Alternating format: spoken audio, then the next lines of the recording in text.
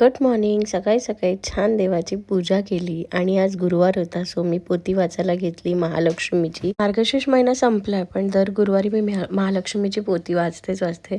त्यानंतर नाश्ता केला आणि रोजची कामं मी काय दाखवू, रोज तेच कामं करून मला पण कंटाळा येतो. पण कामं आटपली आणि माझ्यासाठी मी सँडविच बनवलं. ते सँडविच खाल्लं कारण का मला खूप जास्त आवडतं. आणि मग थोडा आराम केला आणि संध्याकाळी खाली गेली. आज वॉकला नाही जाणार होते. आज मम्मीला आंघोळ घालायची वेळ, कारण तिला महिनाभर आंघोळच नाही घातले. तिला सर्दी झाली, मग मला सर्दी झाली, त्यामध्ये आंघोळच नाही घातली आणि ती झोपली होती खुर्चीवर.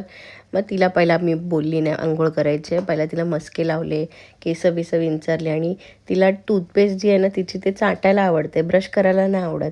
कसा बसा ब्रश केला, लाडीगोडी लावली आणि पाणी सोडलं एका साईडला आणि तिला कळलं. बघते बघा कशी माझ्याकडे. मग तिला मी घ्यायला गेली आंघोळीला, वरच बसवलेलं, पण ती आहे मिमी, ती बघा कशी करते. असं उचलून घेतलं तेव्हा ती आली कुठे माझ्यासोबत आणि मग तिला बंद केलं आणि फटाफट आंघोळ घातली. तिला चांगलं चोळून घातली. मी थंड पाण्याने नाही घालत तिला आंघोळ, गरम पाण्यानेच घालते. आणि आता थंडी वाढली आहे ना, तर उगाच सर्दी नको व्हायला. मग छान तिला पुसलं आणि त्याच्यामध्ये पण तिची नाटकी चालू होती. मम्मी पप्पा मठात गेलेला आणि त्यांना आरती भेटली होती म्हणून उशीर झालेला. सो हिला फटाफट ड्राय करून घेतलं आणि मम्मी आल्यावर नाचते बघा कशी. तिला फ्रेश पण होऊन देत नव्हती.